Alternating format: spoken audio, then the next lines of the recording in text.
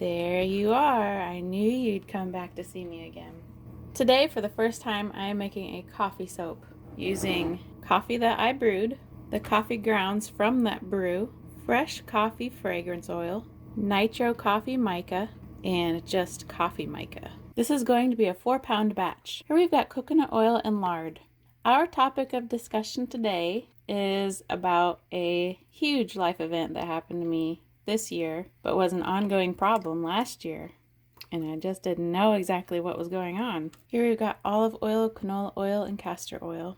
On January 13th, I had a very large tumor removed from my ovary. Some of you already know this because I asked for your prayers. All of you who prayed for me played a very big, important part of the story, and thank you for that. I'm going to try to summarize my story as quickly as I can, but I know that this soap video might be a little bit longer because of the story, so I'm going to work a little bit slower. If you have any questions while I'm talking, feel free to ask them in the comments and I'll answer them. No problem. Here we've got our coffee lye water.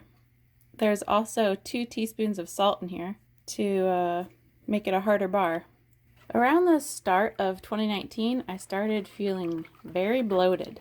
Since I didn't really like going to the doctor until I'm pretty concerned, I waited until April of 2019 before visiting a doctor. The reason why I really went in was because I was having abdominal pain in my lower abdomen, which made me worry something was wrong with me. I went in and the doctor ordered that I get an x-ray, so I did, and the results came back saying that I had gas buildup and that I was constipated. All I needed was some Miralax, and so I was like, oh, okay, good, nothing's wrong with me. For the next few months, the pain in my lower abdomen did go away, but it actually just moved to my upper right abdomen, and I was starting to get back pain, and I had heartburn every night and every morning. My ribs were hurting. I should have complained sooner, but I didn't. I guess I just didn't want to believe anything was actually wrong with me, besides, I guess, bowel issues. I was also slowly gaining weight throughout the whole year of 2019. Even though I was trying to lose weight, which was extremely discouraging. Slowly, as time went by, it started to get difficult to sit up from a laying down position, and I still didn't complain. My belly kept getting bigger and it was feeling hard. I finally went to the doctor again in November. The doctor ordered blood work and an x-ray. My x-ray came back that I had trapped gas and backed up stool. The blood work all came back normal. I was told by my doctor to take Miralax and Gas X this time. So I was like, okay, but I've had this all year, but okay.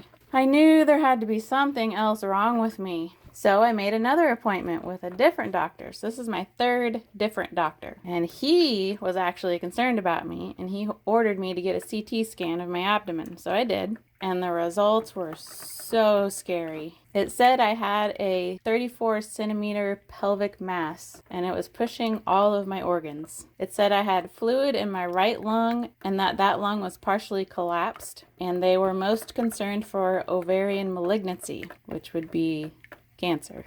So I was sent to a gynecologist, and they had me get an ultrasound, which showed absolutely nothing because my tumor was that big. They couldn't see anything. The gynecologist said he was going to send me to Iowa City, which is 2 hours east of me, because they have the best care for people with cancer. I didn't say this, but I was thinking, so I actually have cancer? How do you know? They drew blood to test it, and I was sent home, and I got a phone call from a nurse with my blood test results. She told me that it's a test to help identify people with potential cancer. The test is called CA-125. It measures the amount of cancer antigen 125 in your blood. It's used to find early signs of cancer and to monitor certain kinds of cancer during treatments. The reference range is 0 to 35 units, and mine was 481. At this point, I was so scared and so emotional, and so I was feeling hopeless at the time. Apparently, ovarian cancer has one of the highest mortality rates because the symptoms for ovarian cancer are not uncommon symptoms for other problems that aren't as serious. I had the abdominal pain and pelvic pain, the bloating, changes in bowels, indigestion, abdominal fullness, fatigue, feeling full quickly, heartburn, back pain, frequent urination, and the elevated CA-125 were all symptoms, and I had all of those symptoms of ovarian cancer. I got those test results on December 26th of 2019. My consultation appointment with the surgeons in Iowa City was set for January 9th. They spoke to me about the potential surgery and that the typical procedure removes both ovaries, fallopian tubes, and the uterus, depending how much cancer they find. I was warned that my incision was going to be very large. Then they asked me what I was doing on Monday, January 13th, which was that Monday, because somebody canceled their surgery and they put me in that open slot. I could not believe it. They told me that if someone hadn't canceled, I would have had to wait until mid-February, which is like right around now. And that would have been horrible because by that time, I was so short of breath because of the fluid in my lungs. I couldn't lay down because I couldn't breathe. So January 13th comes, which was my surgery date. It was a Monday. And 13 is actually my lucky number, contrary to a lot of other people's belief about that number. I was born on July 13th. I was nervous, but I was also really excited. I couldn't wait to get this tumor out of me. And I was trying to mentally and emotionally prepare for whatever comes after surgery when you have treatments. I was expecting like chemotherapy and stuff like that, you know. But through all this time, I was praying. I was asking for prayer. I was reading scriptures. The verse I was hanging on to throughout all this time was in the book of John, chapter 11, verse 4. When he heard this, Jesus said, "This sickness will not end in death. No, it is for God's glory, so that God's Son may be glorified through it." And that was my prayer. That was my prayer all this time, is that somehow, through all this trouble, I believed I had cancer. Through all of it, my prayer was that it's not going to end in death, and that somehow God will be glorified through this. When we got to the hospital, my family was there to support me. My brother John and his wife Jan, and my nephew Jake, my brother Andy and his wife Christy, and my nieces Angela, Sarah, and Elizabeth. They were all there, and my mother was there the whole time. And of course Aaron was there by my side. I didn't have to wait too long before they brought me to the prep room for surgery. They drew blood, they checked vitals, they prepped my stomach. They gave me an epidural, which was pretty painful, but it wasn't horrible. And I was feeling pretty calm, but I guarantee that's because they gave me a shot of something to keep me calm. All right, let's add our coffee grounds. This is 2 tablespoons of coffee grounds, and we'll stick blend this. Now let's separate it. I kind of doubt that these 3 different colors are going to show up, but that's okay. When it was time for Aaron to leave the prep room where he couldn't be with me anymore, I blew him a kiss. I also said goodbye to my mother because she was there in the prep room with me. And they wheeled me out in my bed. I was in a giant elevator and they wheeled me to the operating room. And the operating room had at least 12 doctors or more. There were so many people in there. And the last thing I remember is one of the doctors said, "Shauna, I'm going to give you something to keep you calm."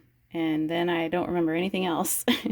Now we're going to add our fresh coffee fragrance oil, which has top notes of coffee, middle notes of sugar, and base notes of cream and coffee. Actually, before I add my fragrance, I need to add my mica. So here we have nitro coffee brown and just coffee brown, which I can't actually see much of a difference.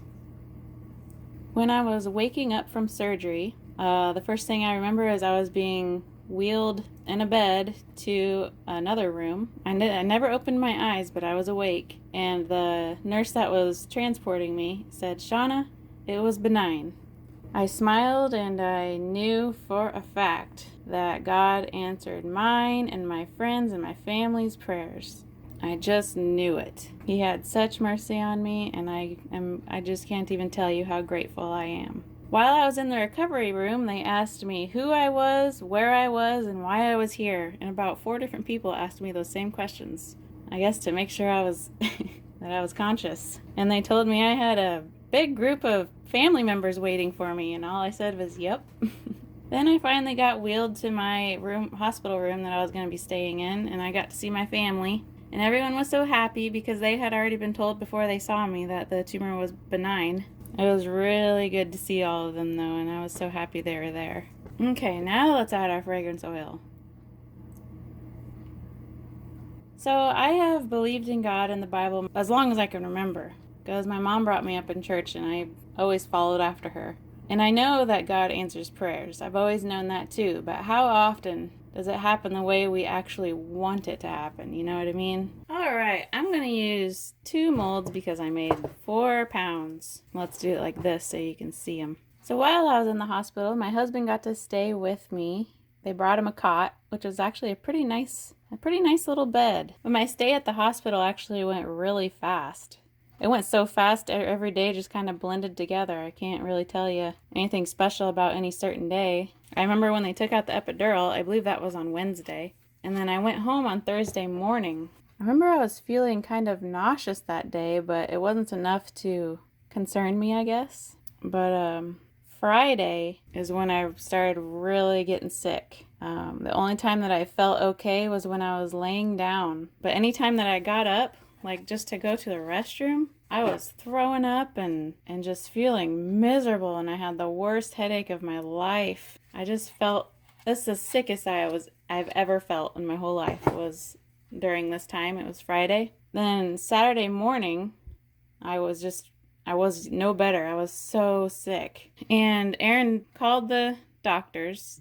They said, bring me to the emergency room. Aaron hauled me in. I could barely handle it.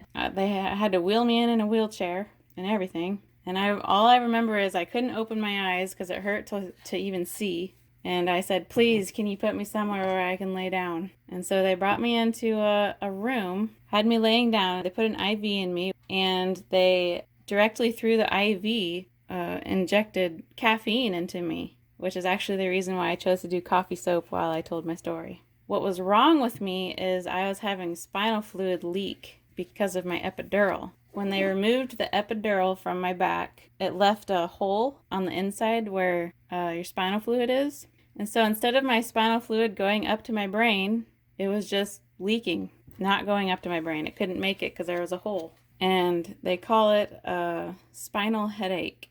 And it was a miserable experience. One of the worst experiences I've ever had. So what they had to do to help me is give me a blood patch, which is something I have never heard of before, but it actually helped me. It really did. That was also one of the most painful experiences I've ever had. And what a blood patch is they find a good vein in your arm, and then they find in your back where the epidural was, and they take a tube that's leading from that vein in your arm and make that tube connect to your back where the epidural was. And the goal is that your blood will seal that hole in your back. And I can't even tell you how painful that was. It was way worse than getting an epidural. Although when I was getting an epidural, they had given me a shot to relax me, so I'm sure that probably helped that situation. But even just thinking about it makes my back,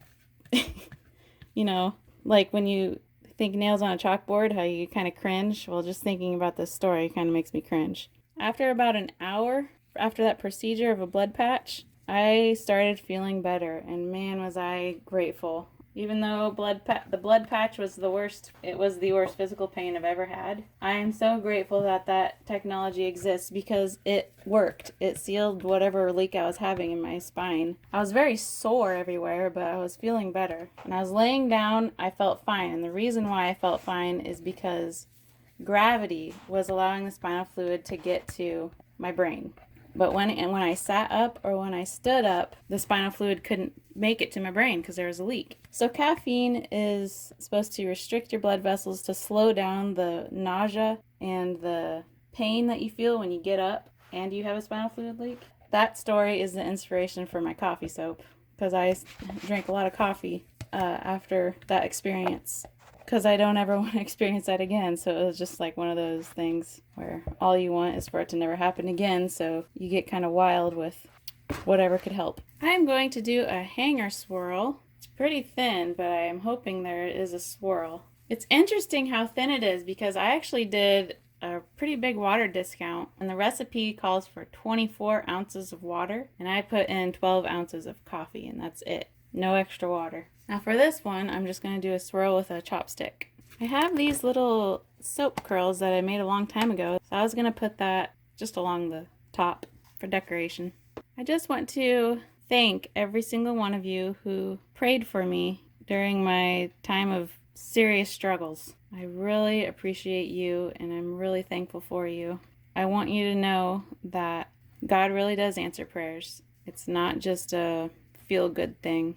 Despite whatever you believe, I truly believe that the reason my tumor was benign was because God answered my prayer. There. Hopefully those don't sink too far, but they are sinking. I should have waited. So I'll see you very, very, very, very soon for the cut. It is 30 hours later and time to unmold this soap. Oh. Interesting. What is the white? I feel like soda ash just on the side. Advanced soap makers, what is this? I've never seen that before. What is this?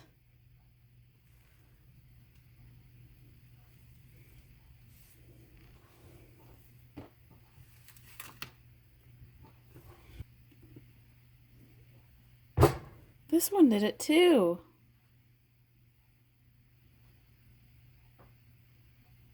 Weird. This one, cut off our edge. Wow, this bar is really hard. Goodness. There's a swirl. Well, something that I want to mention.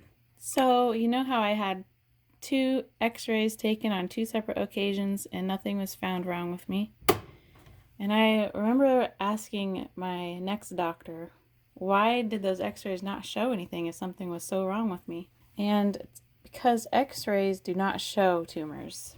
So that's for future reference for any of you who didn't already know that, because I didn't know that. And I also forgot to mention, I got to keep 80% of that ovary that had the tumor on it. And my story was a true miracle. The doctor said himself that my case was very unique. He didn't have to take anything out except the tumor because the tumor was growing on just the smallest part of my ovary. Also, I was going to tell you how much my tumor weighed. Some of you just aren't going to believe it. I didn't believe it when I was told. My tumor weighed 30 pounds. 30, not 3. 30 pounds. So that explains why the upper half of my abdomen was hurting so much, is because the tumor was growing up and into my ribs and pushing up on my lungs and on my liver. So my last soap video when my mom was with me, it's because she was staying with me for a week. She was with me from January 20th to January 25th because there was a lot of stuff that I couldn't do on my own. And it was really fun to have her here.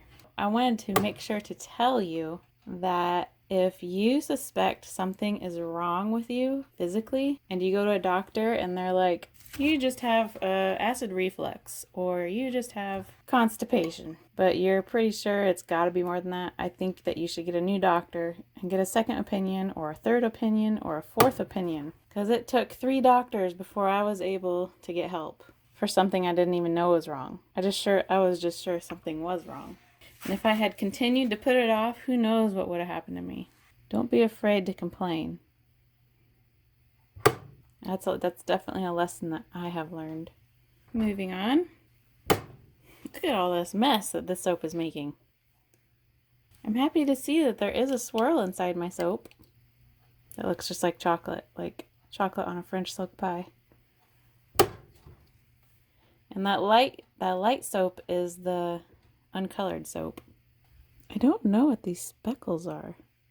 There's a couple of strange things about this soap. I'm gonna have to try it after it's cured to make sure it's okay. Is that the salt? Did my salt not disintegrate?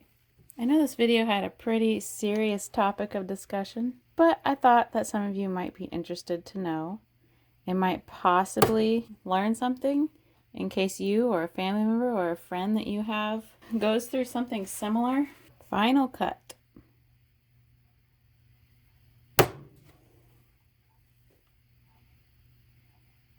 Alright, let's stamp my little coffee soaps.